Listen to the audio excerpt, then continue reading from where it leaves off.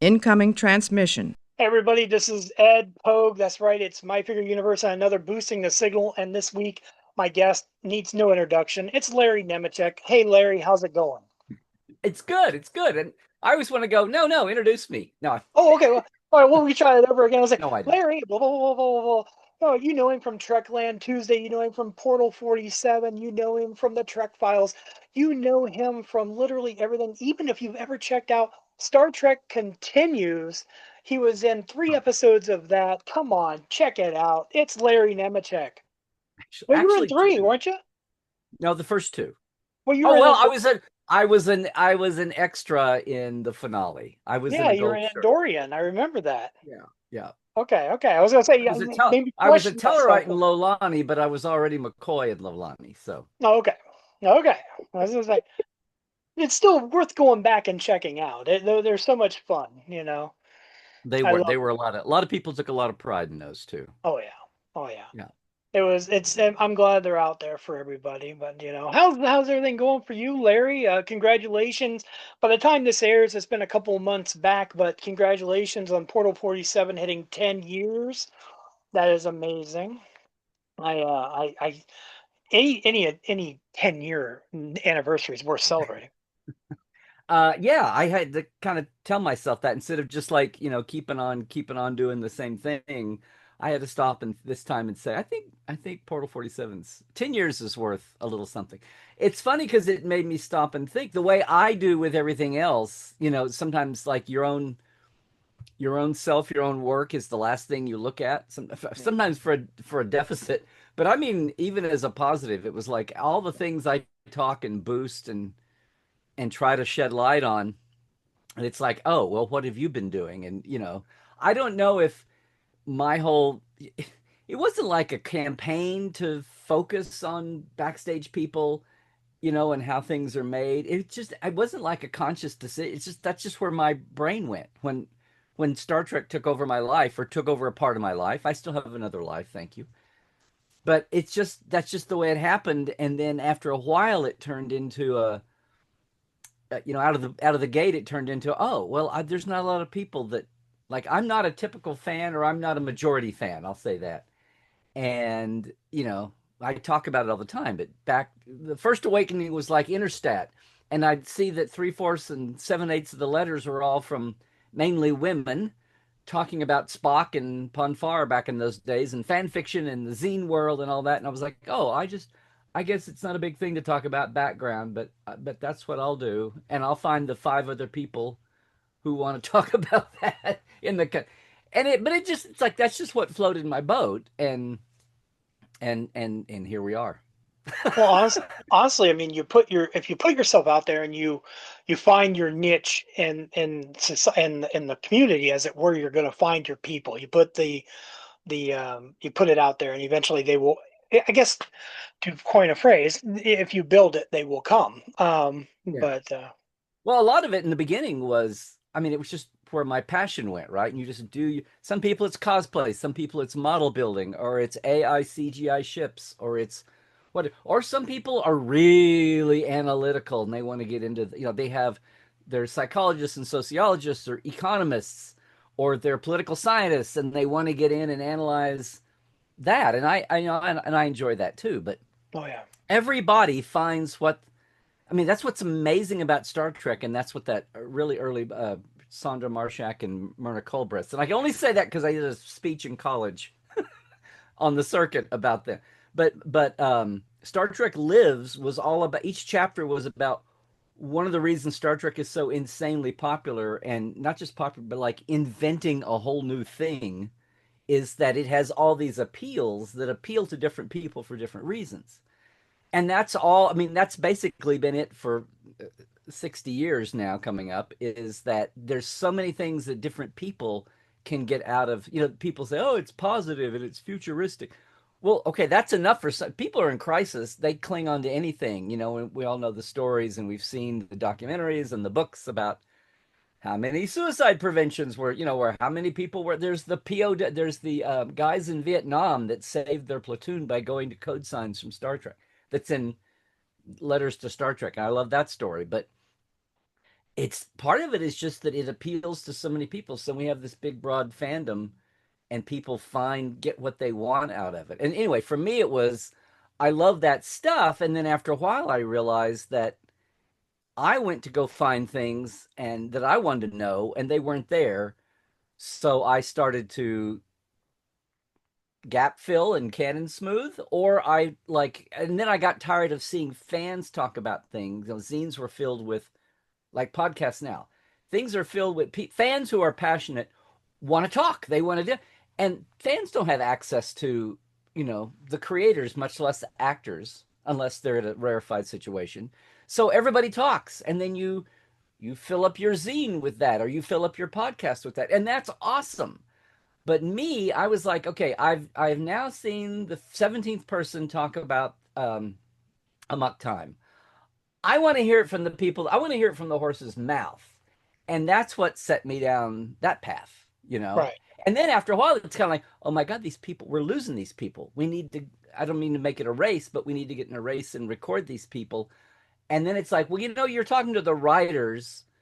What about all the people who were on stage that, what about the stand-ins, and what about because they have stories too. And oh my gosh, now we've got to save those before they're gone. And Yeah. that's it. Just, it's like I didn't sit down with a plan. It's just where it pulled me.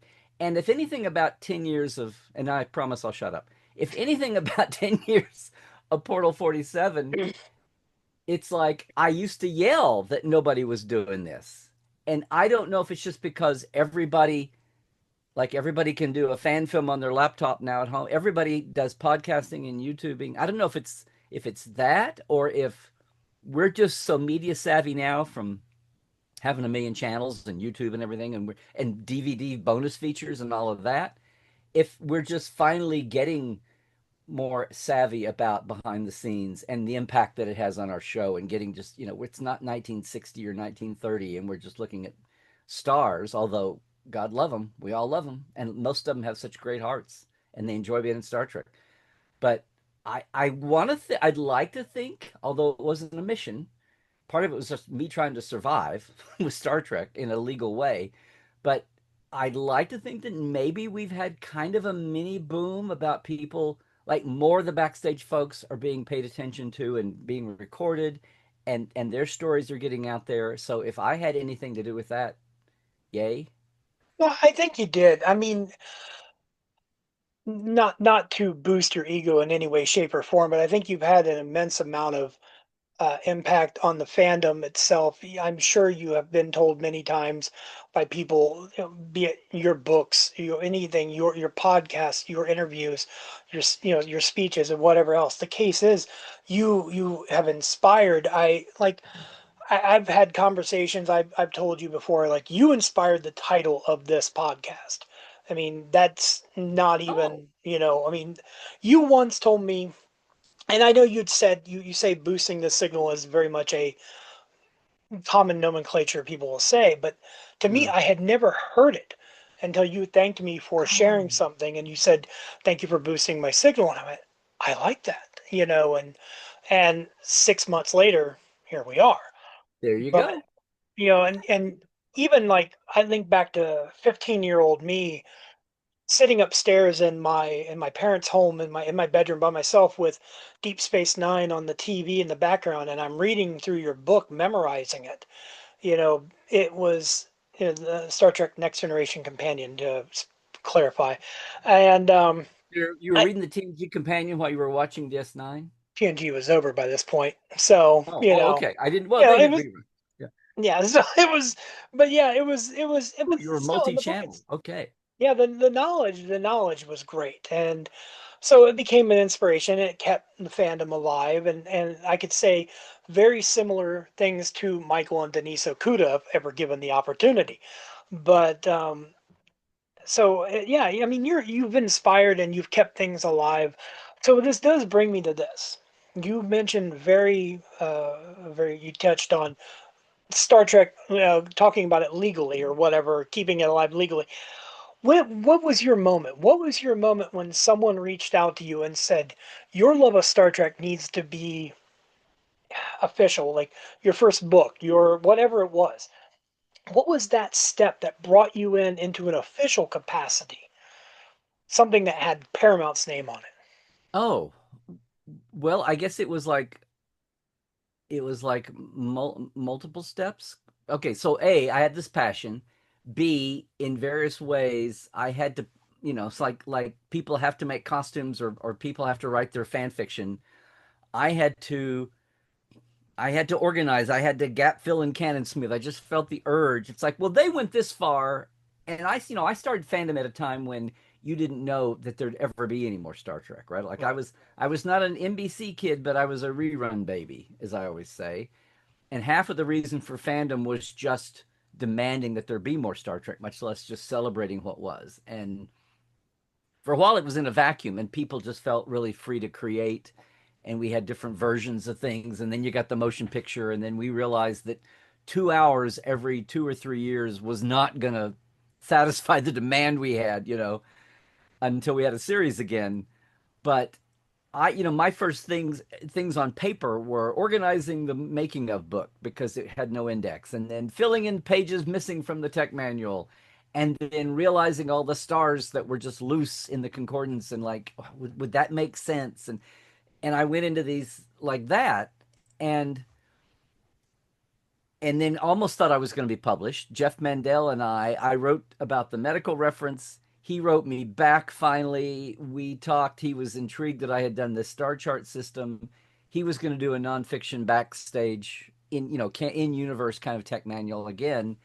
And we were all set for that. And then the world changed. It's a long story, but basically, I came this close to being professionally published and then wasn't. Mm. And I was so disappointed.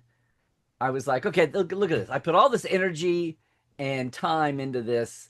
I need to get back. I kind of said I need to get a life before get a life was Get a life. was a phrase. And I said, I'm just going to get on, and I've got other things to do. I got to get a job and get through college and decide what I'm doing. And then comes the next generation, and I got all, but I never walked away from Star Trek, and the movies were.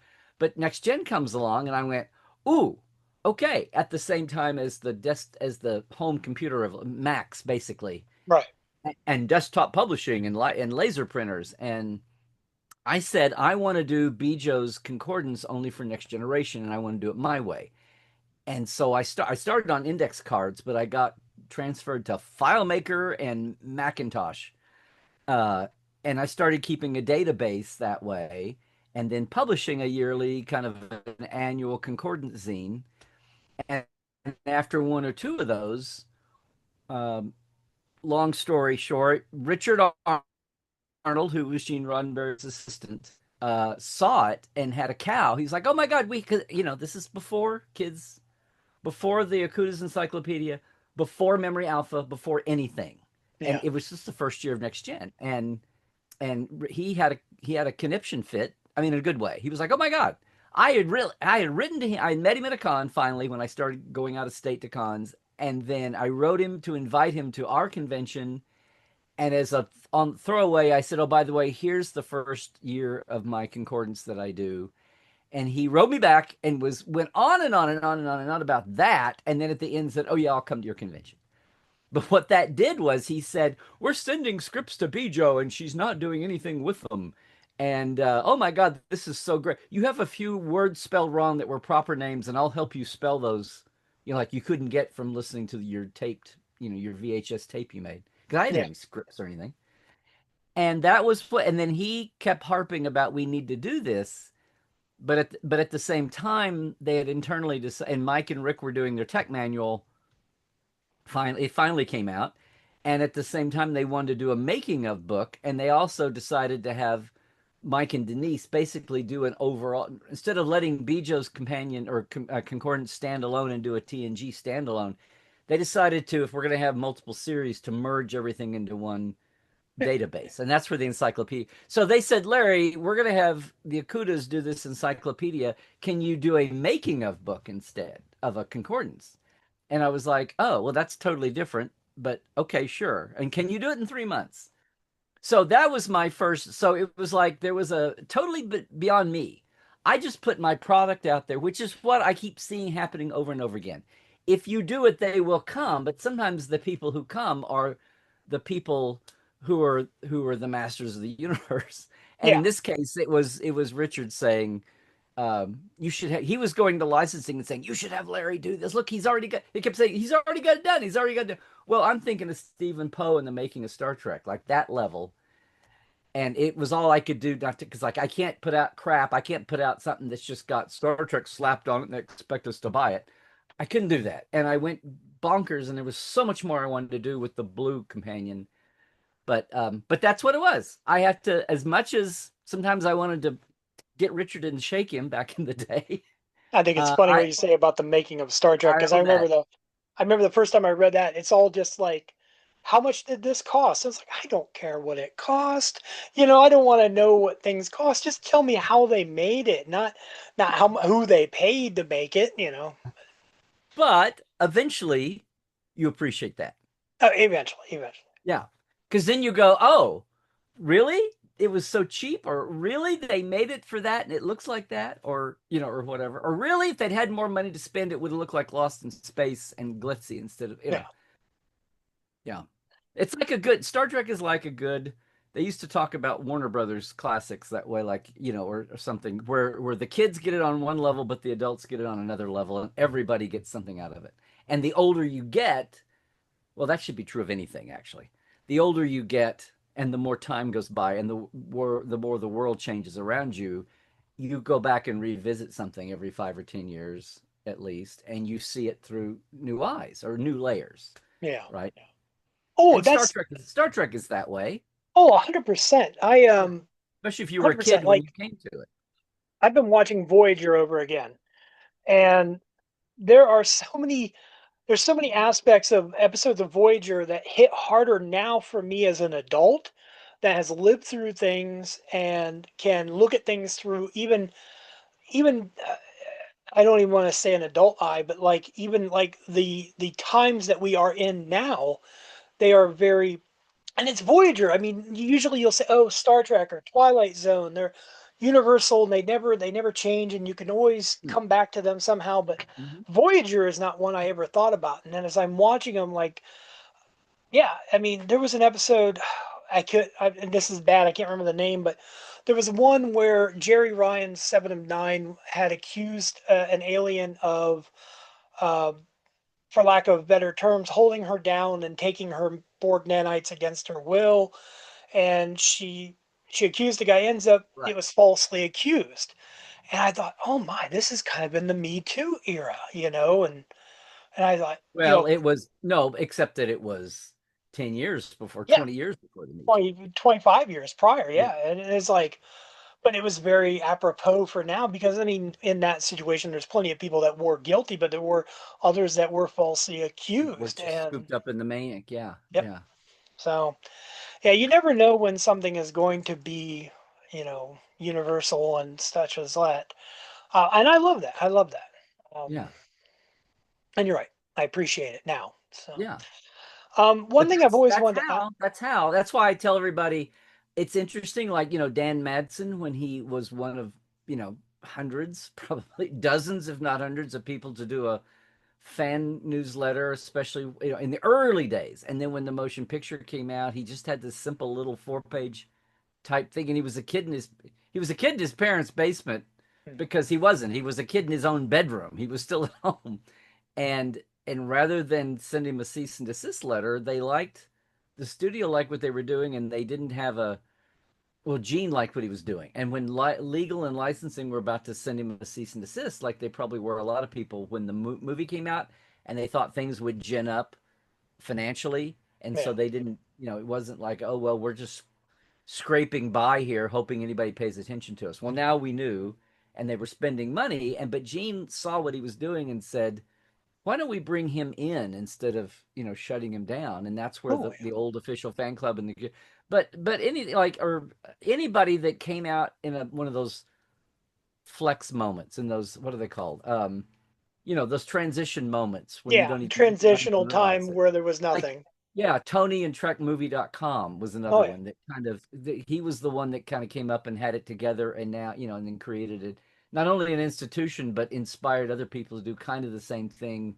in different ways. And that's what Dan did then. And so I don't know if anything I've done has been that way. But I appreciate it. A lot of people, it was weird like 10, 15 years ago when people started to come up and say they'd have like their companion, their blue one, the first one, and say like they'd have me sign it, and this was the first book I bought with my own money, or this was best Christmas gift I ever got, and I'm like, oh, because that's the way I would think about Dorothy's Concordance and Steve Yeah, Poe's making of, or the medical ref. That's the way I've thought about those books. So all I've ever tried to do is go, well, if this can affect you or inspire you or give you entertainment hours the way those did for me, then I guess boosting the signal is one thing and passing it on is another thing. So yeah. yay.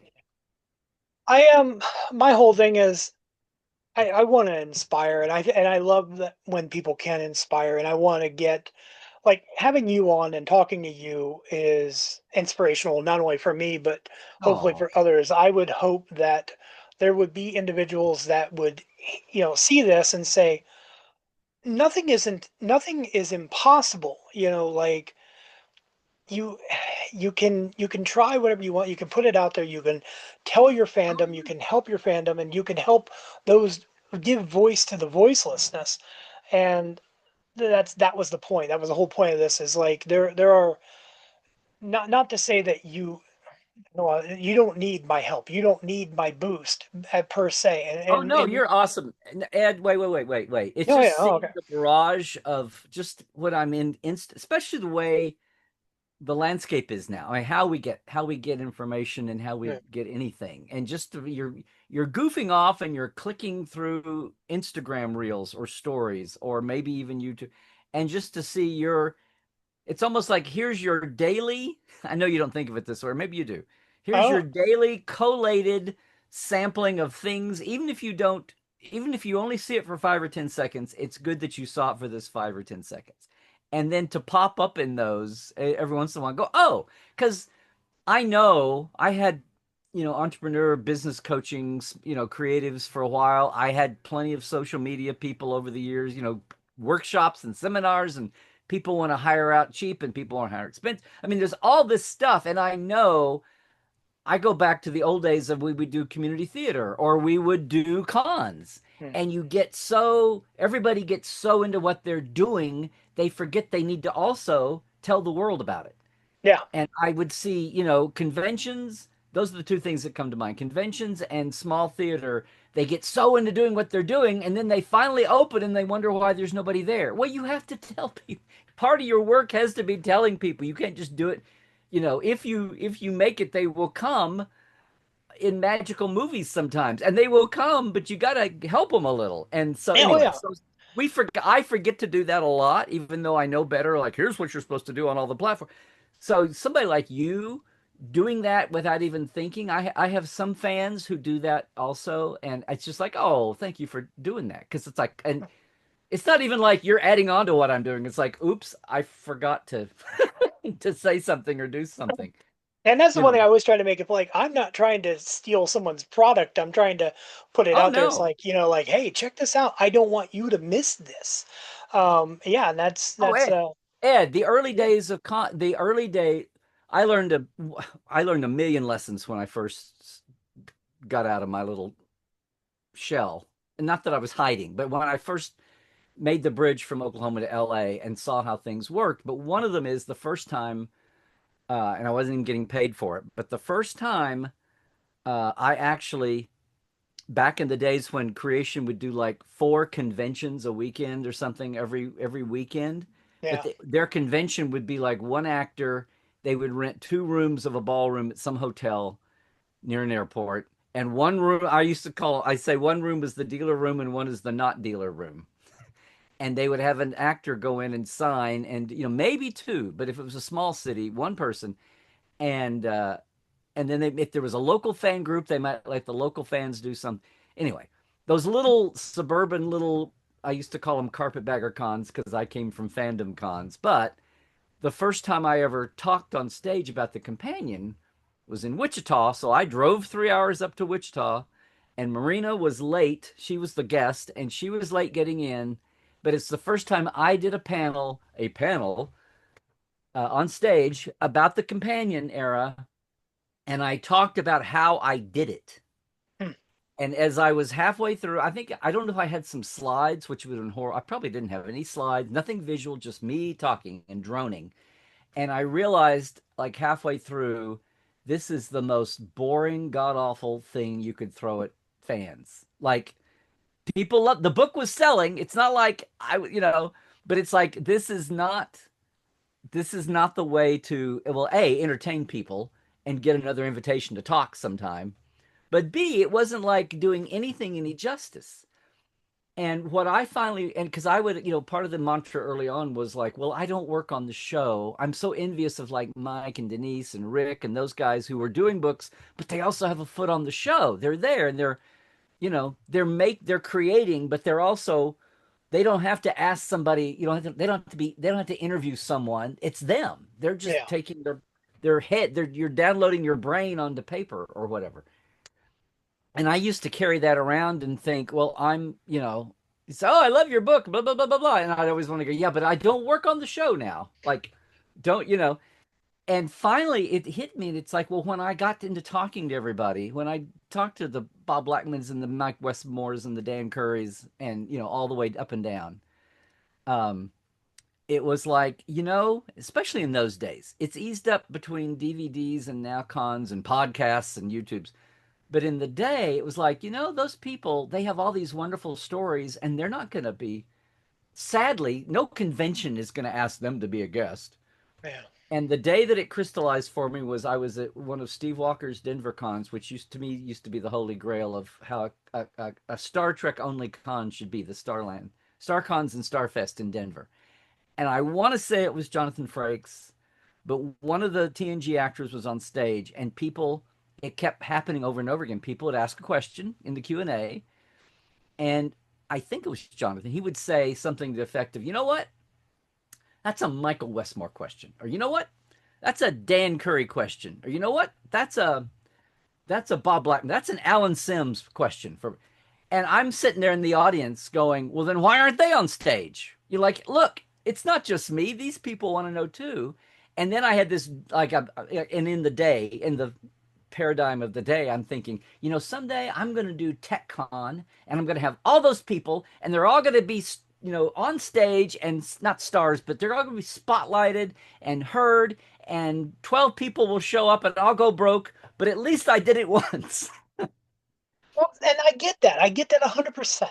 But now we found it. But the biggest thing in my head was getting over this thing about what am I gonna? I feel like I can do something here as a middleman. What can I do? And there's no shame in being a middleman. And what I finally realized at that time was, what, they're all sitting in Hollywood or wherever, and they have all this great information and stories and insight, and it's not getting to fans. So they'll tell it to me. I'll use it in books or articles or whatever. But there is so much more that doesn't get in a book. There's so much more that doesn't get into, there's so much more than an interview that doesn't get out. A stage time is even 30 minutes or 45 minutes, and they could talk for 17 hours. Yeah. So so where my head got to about all that was I will be the person that shares their records, shares, and then eventually I realized records their all of that, their memories, their insights, their why did I do this, the why we didn't do this, all of that I'll convey to people. So I don't have a guilt, no, I don't work on the show, but I'm going to bring you all of this information that they have no way to get to you firsthand. Now, 20 and 30 years later, we're in a world where bit by bit they are getting out, or they are Yeah. talking to a camera because the stupid studio is responding to a world where people do want that, and they realize if we have a DVD or a Blu-ray release every 8 years, we need fresh bonus material. So there's, that has all shifted. But back in the day, I had to find a reason to do something without feeling guilty or um, without feeling like I was misrepresenting myself. So that's where that was the comfort zone. I said, okay, I will be the keeper and the teller of tales for those who have no other way to do that. Does that make A sense? historian. But I You're had to be, yeah, which duh is a historian. But in my head, that I had to get to that because it's like what am I putting myself out there for? Like, because just talking about my craft, which was how we do it's like, well, that was boring as hell. I look at it this way though. What you do though is wonderful because that you're putting that Well, it has content shifted a there. little bit. I'll shut up again, but I'm just saying No, that's it has fine. No, you shifted. don't have to shut up. It's not just no. You um since you're going to go this way, I'll just say this real quick. In the old days, in the original days, it was, collect fact, collect fact, collect fact. And you can listen to some of these interviews I put out on the CDs, but there's times You're a up to thousand five more. CDs, right? Yes, Wow. yes, yes. And we stopped 10 years ago, and I still need to digitize all these cassette tapes. But the idea was in those days, it was like, let's sit down. We have an hour or a couple hours, and I'm going to like scrape everything out of your brain, Ira Bear, or everything out of your brain, Ron B. Moore, or Ron D. Moore, whichever one. And because I'm selfish, I want it. And then Yeah. there's a little piece of me that's thinking, well, I will take it, and then I can do books and I can do magazine articles for ages, and I don't have to bug you anymore. And then real quick, I went, oh, and plus, you're freshest right now as you will ever be with this memory material. Oh yeah. And then when they did the DVDs, and I know, and effects Ron wrote me and he said, Larry, do you still have those interviews? Do you have transcripts or something? Because I'm supposed to be interviewed for the Blu-rays, and a lot of this is blurring together for me. See, and you And I help. said, sure, Ron. He says, thank God we sat down and talked for 2 hours every season. So it's Wow. like, oh, it's just weird how I didn't start off this again. You don't know what's going to happen, but after a while, it was like, oh, this is a pretty good, amassed archive here of, but they're not entertaining. The difference partly between now and then was back then it was just like fact, fact, fact, fact, fact, fact, fact, get it down. Well, And see, it depends on now, who you're talking to, Larry, because someone like me, that's like Johnny number five, input, input, input. I want that input. So, you're putting it out there. That's going to be entertaining. And it's like your Trek Land Tuesdays, TTLs on Tuesdays. Even if you have just a simple subject that you want to talk about, like the vast nothingness that we are in Star Trek currently, or what will happen in the future, that's input because your thoughts produce thoughts and theories from those in the chat, and that's, to me, that's wonderful. It's more input. So yeah. it's all good. All I was going to say was there's times today when we do, YouTubes and you have Yeah. people on, and sometimes it's just like the thing about the Tuesday live show is because Trek Files is a specific thing. It's supposed to be things from Gene's files or people's own letters from back in the day from Gene or The Office, Right. and they're shorter, but it's a professional or an in the family guest, and hopefully we're really talking on a on a higher plane or something really really deep back that the witnesses are, and occasionally it's Jonathan Frakes or it's George Takei, but most of the time it's people, again, it's the people that you haven't heard from, or it's people who are fading. Yeah. I've tried to have some of the folks from the fanzine, the 70s, 60s and 70s and 80s world that is fading now, but making sure people understand, like getting them recorded and on the record. But everything that we do today, it feels like there's a little bit of a need to be for an audience. Yeah. And I don't mean that in a bad. I mean, when I say it has to be a show, I mean you have to. I don't have to worry. I there's times when I wish I all I want to do is just sit down and suck somebody. And I've done some of those lately for some of the newer shows. And I don't know what I'm going to use it for, but I'm just sucking them dry when they feel like doing that. And hopefully they knew what I've done in the past and they'll do it Yeah. and be happy. And some of them want to get something. Like, I don't know when I'm ever going to tell this to somebody else, so I'll tell you. But I don't have to worry. I can be as boring as I need to be. I don't have to worry. I don't have to worry about entertaining somebody. I don't have to turn around and know that somebody's watching, and we need to throw in a joke here, or I need to, and not that I do that all the time otherwise, but it's like, is there an audience, or are we just doing this, to collect the facts for history? Which I sounds kind think of pompous, but no, I, no. I honestly, if you're asking me, like if you wanted my honest to goodness opinion, if you were putting the facts out there for history and so that they can be recorded, to me that means more than being entertained. I wouldn't need the jokes. I wouldn't need, you don't need to wave pom poms at me or anything. Yeah. It to me the information is vital because society itself right now is it needs that. And if even if it's just a small niche group Mm. of people, that information can live on. Otherwise, we're getting closer to idiocracy, and I don't. I wouldn't want that. I would rather, Yeah. yeah, Yeah. Anyway, I just, when you're doing something on a recording or on camera, you're conscious about needing to organize yeah. and your time limited usually. There have been a couple of people that I had on Portal 47 that I hadn't had as a guest on guest night, which is, the paywall. It's just the subscribers, but the members. But Tim Peel was the graphics guy for all modern Trek, except for Picard, because it was in LA. Hmm. And we went, and he's a fan, and he was very proud of a lot of the work that they had done. And he knew that a lot of people had no idea the depths of what they'd done. And so much of it is not, I mean, it's 99% not spoilerific now. The years are going by. Anyway, he stayed on. I think he's the record. He stayed on. We had a 4 hour Portal 47 guest night. And I know all the East Coast people had fallen. But what it turned into partway through was just a me doing a sit down, only I happened to have the camera going. And Yeah. part of me was like, but that's the kind of thing where on one hand, you've got subscribers who have paid for this, you know, and some of them are East Coast and they start at 10 o'clock when we have, most of our events are 7 Pacific. So they start at 10. And so 4 hours got to be, 2 a.m. when we finish, but they're all recorded. If they fell asleep, they'll get this. Where Yeah. the hell else are they going to get 4 hours with him talking about the graphics of Strange New Worlds and Discovery? And am I missing something? Even Section 31. Um, Picard was over here, but it's like okay, it's like that's a kind when I went. You know what? I know some of them are going to fall off. I don't think anyone's going to curse me, even though they're paying for it, because they know it's recorded. They can see it anytime, but they also know that we got it for the betterment of Posterity. Trek humanity. Yeah, for posterity.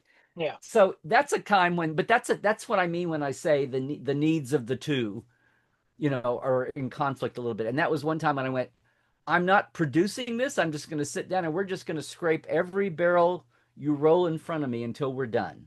Oh no, and that's the thing. You talk about time, Larry. Like I'm very conscious that our time is fastly going by.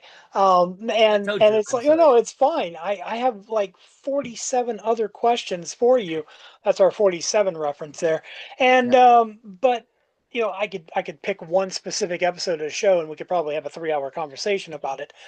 And I love that. But I do. I gotta focus on one of the things. One of my biggest things sure. here is um, like I want you to be able to tell people more about where to find you before we run out of that time.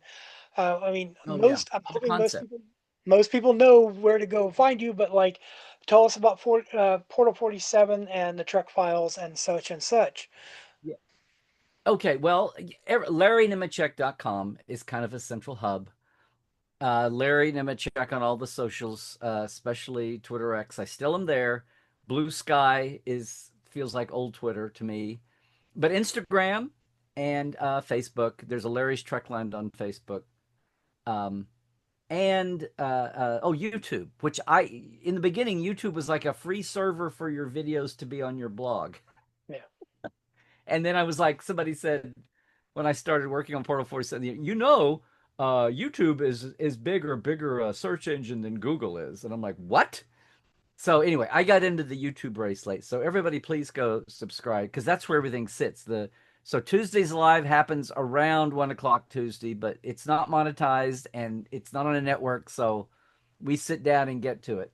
If I'm on time at 1 o'clock, you can tell it's a guest day because I have to tell guests a time and then they're there live.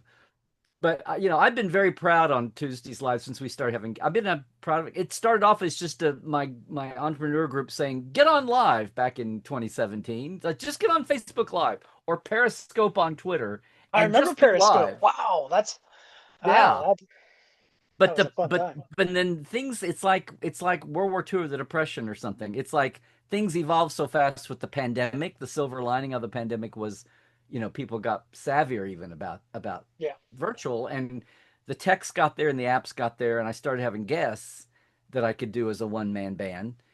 And I remember when the strike started. I remember the 0708 writers strike, and I knew that fandom in general had no clue what was about to happen. You hear this abstract talk about a strike, like what does that mean? What does it look like? And at the time back then there was nothing but the new movie coming that nobody knew anything about. But now we had active trek happening that was going to get interrupted, and I was like, oh my god, this is happening. They're really going to go through with a strike. And I tried to tell people the week or two before on Tuesdays Live, but then what killed me was the first week they were actually on strike. It was liberating to meet all these lawyers. These lawyers. It was great to meet all these writers and creatives that the studio had in lockdown because they're so spoiler scary, and yeah, things are Toronto and New York based.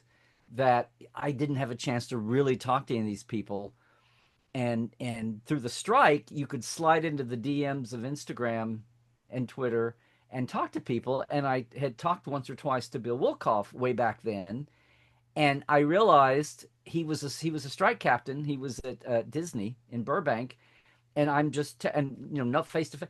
But I asked him. I said, "Do you think it would work? Could you get on live with me for my live show, and we just talk as you picket? You don't have to stop picketing. You can just talk as you walk along." I said, "I think the Wi-Fi outdoor at Disney and in Burbank is strong enough that we can pull this off." And he said, "Yeah, sure." So the Tuesday after the first Monday of the strike, I had Bill Wilkoff for 30 minutes talking about the strike and the Writers Guild, and a little. They weren't supposed to talk about their show, but he couldn't help talk. Well, that the show that I work on is, well, but we got finished, and I thought, geez, like who else is doing this or thinking to do it or has pulled this off? I was very proud of that. But yeah, just to as well you say that should be. the YouTube is where that and my cadet Alice with Prodigy and my granddaughter Alice, we talk about that every episode. And and I never think to talk about Second Opinion, which is my reaction show to Fresh Trek when it happens. Scott would shoot me if I did. But everything, my YouTube is way behind being underdeveloped. But I have to say also, Portal 47 is the business of backstage, the package every month with guest night and all that. That's what we just had 10 years of. And the Trek tours that I do, the day tours, anytime anybody's in LA, we can work it out ahead of time, pick 4 places. That's Trekline Treks. And then also next year, not to be confused with my day tours, is the big multi-day tour, which we haven't done in 10 years with Geek Nation Tours, which is like 4 or 5 days, and it's the week before the Vegas convention. So anybody looking for a big splash like that, I've got a link on my page, but it's geeknationtours.com. Speaking of big splashes, this coming February, you're going to be on the Trek cruise. Oh, I saw what you did there. Yeah, that's kind of like it's their ninth one, and for many years I was like, I'd love to be a guest. I'd love to. And they have behind the scenes, and they have Yeah, like non-actor guests. And it finally happened last year, and I had a great time. And then I don't mind saying on the side, they've had me help with some of the like putting a Trek layer on some of their marketing for the year before and during. And I got to write six different actors specialized trivia for their character that seemed to go over really well, and doing that again. So no, the cruise is amazing if you can get there.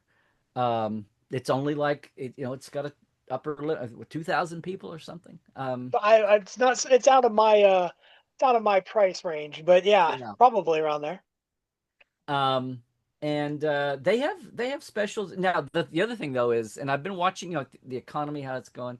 They were 70% sold out before they came back to dock last year. Wow. Yeah. So this one sold out even more quickly than last year's did. But the last 3, 4, 5 years, they've been pretty much they're 80, 90. They're only having to sell the last 10% of the, and they Didn't they run announce? ECP. Didn't they announce guests though during it? They keep, yes, they Yeah, end up with announcing a three-fourths the guests, but then they keep what's insane is that they were sold out and they keep adding guests. I'm like, well, yeah. what?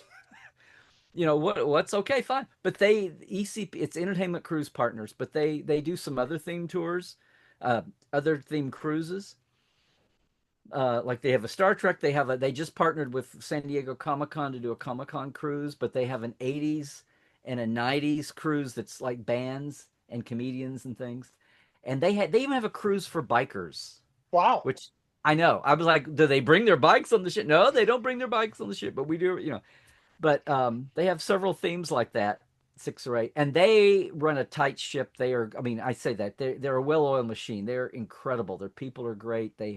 There's nothing, and people from Paramount from the studio licensing are there, kind of keeping an eye. And then it's on Norwegian Cruise Lines, so that's like Nice. they're keeping an eye. Like there's the cruise line who vendors out to ECP, and ECP has a license from Paramount for Star Trek on this one. And so but it's an amazing experience. If you can go once, I'd say go. But we're getting to do two in a row here. I don't know if we'll make it three, if they'll have me back or rested or whatever, but I'm gonna go enjoy. And next year the theme is for the 60th. They have a Yeah. theme every year. Last year it was Voyager's 30th. Um, Especially since Voyager's 25th cruise kind of got robbed by the pandemic.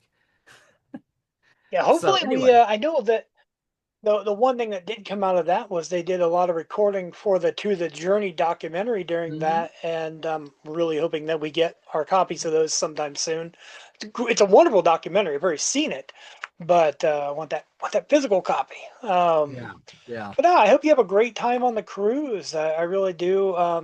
By the time anyone is seeing this, it's going to be really close to that time. So and Well, it's like I said, I'm not selling tickets for them because it's been sold out for yeah, ages. But yeah. but So, but no, still, that's, and of course, I haven't done as many cons lately. I still, Vegas every year and San Diego, find a way to go there. I haven't been on the East Coast in ages. I'd love to get back over. Hadn't been over to England or to the UK or to Germany. And we used to be every year through in like the 90s and the first half of the aughts. Um, for 12 years there. It was like almost every year we were in England or Germany, but I missed that. I'd love to go back over FedCon or one of the destinations or Warp or something. But just getting East Coast again, just because Midwest, yay, and West Coast, yay. But I miss seeing a lot of the East Coast. That's what's great about Portal, though, is because in the yeah. era of Zooming, and we were free conference calling 5 years before 90% of the world knew what Zoom was. So that was kind of awesome. I was again, you're just trying to get something done. And then 10 years later, you go, oh, well, look, we were pioneering this. Well, we were just trying to find a way to, how can I make some money in a licensed IP franchise, and still and pull all this service and do all these things that I want to do while at the same time pay some bills. Well, And you do what you do, and then you look back later and go, oh, well, good, we started something here, yay. one thing about Star Trek has always been on the forefront of things before it became popular, be it cell phones or Oh yeah. tablets or anything else. So anyone Star Trek adjacent, being on the forefront of like Zoom makes sense. It's the way it should be. Yeah. Yeah. Well, I guess I shouted out Dan, I shouted out Tony. And thank goodness that when like the era of Discovery seemed to overlap with when all the algorithms almost strangled us before we knew what was coming. Yeah. And all the toxic tubers, I used to call them, were out there, and people were like, "What happened to our pretty fandom?" And one of those concepts is, well, gang, online fandom is not the same as all fandom. And even like convention going fandom isn't just like, if you get online, that's not representative of all fans. You're not looking at all the armchair fans. And even live in person fandom, which there are no toxic negative people there. Well, occasionally there's somebody, but at least you can look at them in the face. It seems to disappear the minute you get face to face, right? That when you can cut out the algorithms and we're back to a human equation, 99.9% of the folks you meet at conventions are popular, or at least they're your old bar bantering buddy, like, well, I like this, well, I like that. And then you both tear each other down in the fun way, that kind of thing. But it's like there's such a great fandom out there. I call them the armchair fans. It's like they just enjoy the show. And maybe they buy a book, or maybe they buy action figures, or they buy a ship model, but they just like to watch the show. And that's really what most fandom is. And so, hey, Zoom and podcasts might get to more of those people, but I know for a long time I'd be at a con and say, how many people listen to a podcast? And it'd be like 10% of the room out of 300 people. So it's like podcasts got big, and maybe even YouTubers, and maybe now a little more. But it's, again, it's still not, it's still not there. As desperate as your article, I just want to bring this to you all. Here's my passion. I just want to bring this to you. And, it gets there, but and we're evolving and the world's changing, but One of the it's, best things keeping I've things. heard recently, Doug Drexler made a statement. He was talking about his documentary, which is thankfully fully funded, Yay. Yes. and Yay. No.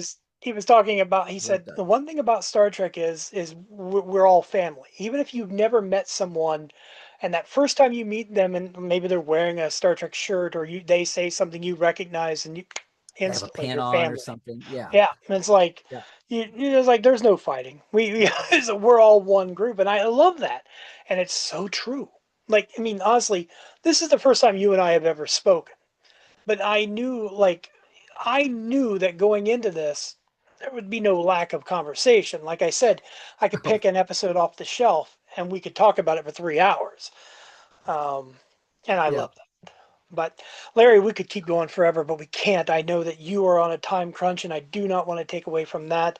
But so I want to thank you so much for all of your time here today. And I Oh, want to Ed. implore My gosh. everyone Thank you. to, follow you, check you out, go to Portal 47, get on the Patreon with Larry. Oh, see, I Uh, didn't even talk about that. I have a little baby Patreon. Yes. but, Patreon.com/Tuesday Live, I think. I have but to we'll look put at it my. on the screen for everybody, and all of the links are going to be below for everybody. There you go. You can hold up your, yeah, I was your, going to say, if you know how we do. See, this is what in 2017 I said, I don't have I can't afford a crew. You need camera people. You need an editor for. yeah, And one of my coaches said, it doesn't matter. Just get live. Just get out there. Hold up cards, if nothing else. Like, if you don't want to do graphics, so you don't have the time to do graphics. So yeah, there, everybody. There's your official Tuesdays Live sign for my Patreon. But I keep it very simple because I'd rather people just join Portal, yeah. and do that. Yeah, But and yeah, I'll make sure everything's on the screen. I implore everyone to check it out. Um, and yeah, I but mean, my gosh, I sound like a missionary here, but I see other people. I guess I've done the same thing, but it's like, if you just have something you want to share, just find a way to do it. Don't worry about it yeah, being polished. Don't worry about it being, if you have no money, good Lord, we live in a world now where it's easier to do more with less than ever before. oh yeah. So, I have so I have no money, Larry. I have no money. Everything that you see here is me. It's like I'm doing all the well, editing. I I'm see your doing investment behind you there. well, yeah, yeah. Well, it used to be a lot more, but we sold them off to buy a couch. So, but Oh, okay. Well, there you yeah, go. They're assets now. Yeah, I have things exactly. like that stuff you put back, and 30 years go by and you go, "Oh, well, maybe somebody may want this." But Well, my I get that my from my all I'm dad. trying to say there, I sound like everybody else, but all I'm trying to say is, if anybody, you talking about ripple effects and butterfly effects and all that. If Yeah. anybody, and look, I was just I hate this, sounds so trite, but like, I was a kid in Oklahoma who never thought, I was watching the cons in New York and LA, and I go, well, I'll never be able to get to that. I'll never be able to do that. And and then you would kind of build your local stuff, but eventually the world changed, and there are ways, desktop publishing, laser printers, and you put your passion out, and don't know where it's going to wind up, and somebody somewhere off might see you, like one person might be an entry point, or Yeah. good Lord, now we have this, people put this out, and some people, they take off. It's like, the old thing about the overnight, what is it, the not The overnight success. yeah, the overnight sensation, the overnight Yeah. You success. never Yeah, well, know. it was like 15 years of overnight before they got to that point, or 10 or You don't know 5. what you can do if you don't try, and Right. what Gretzky say, you miss 100% of the shots you don't take. So, Very nice. Yeah. yeah. Yeah. Yeah. Yeah. And even Oh, though you look and you think, well, I'm reading and writing into Interstat, the letter zine, and back in the day, and like uh 35 of these people are all debating about Spock and Vulcans and Pon farr, and there's five of us talking about, I wonder what the Andorians and Tellarites are, or whatever. And even though you think, well, just keep on doing for you and what you want to do, because you don't know, you may not be in the metric. Good Lord, if there's anything that shows that there's more people involved than what the numbers show, whether it's original series or Enterprise or whatever, just do it. Just do yeah. whatever you want to do. And if you go into it thinking, if you have a goal, if you say, well, I'm going to do this, I'm going to do a pitch packet, and I'm going to write this because I'm going to do a whole empire, and I'm going to do the book and the movie and the game and the book, all that high level strategizing. Oh, you can do that. But if you don't have to just start off doing what you want. And not everybody gets to that. But if you are really not just passionate, but if you like really feel like this is driving you and you've got to get this out, and if you look, the other thing is if you look around and you don't see anybody else can give you what you want, either Make you're it happen. really, really, really, really weird, or that's a sign that you may have something that nobody is providing yet. So, not to Exactly. get all overly crass about it, but if you look around and you want something, then go do it yourself. And chances are you know, you might be the first one to jump in and be the one doing it. And people all go, oh, yeah. And people didn't know what they needed or wanted till you showed them. I appreciate that. That's a good way of looking at everything, Larry. Larry, thank you for your time so much. I appreciate everything. I know I'm going I, to end up seeing you on Tuesday if you're on time. And although I you'll like it see when me you're not Tuesday. on time because I have to go pick up my wife around then. So, Well, there but you go. It's kind of wacky. I try, everybody. I try. It'd be, John snaps the whip at me for Trek Files to stay at 20 minutes. So we I've heard from a couple of people that say, you were kind of stepping on that guest last time on the Trek Files. You were kind of, and I'm like, it's only because I'm watching the clock and you have to jump in. That's the only time, most of the time I have Tim yeah, Peel for 4 hours on guest eight or something. Most of the time it goes, but the Trek Files have been my good try to stay in the, try to stay in the box. Anyway, Ed, I appreciate everything you're doing. You came out of nowhere to me, and now, my God, look at what you're doing. And I'm so glad you got this podcast, this video cast going. What do we call the hell I'm you going to call call it? it a podcast because this is available everywhere. Like audio, if you listen to a podcast, it's going to be Oh, out okay. there. You want to watch it on YouTube, it's going to be there. I'm everywhere. Okay. So, Then I was gesturing at your Funko dolls for everybody on audio. no, yeah, they're rare. Yeah. All right, Larry. Well, thank you so much, and I'll see you out there. Oh, Ed, thanks so much. Hey, truck well, man.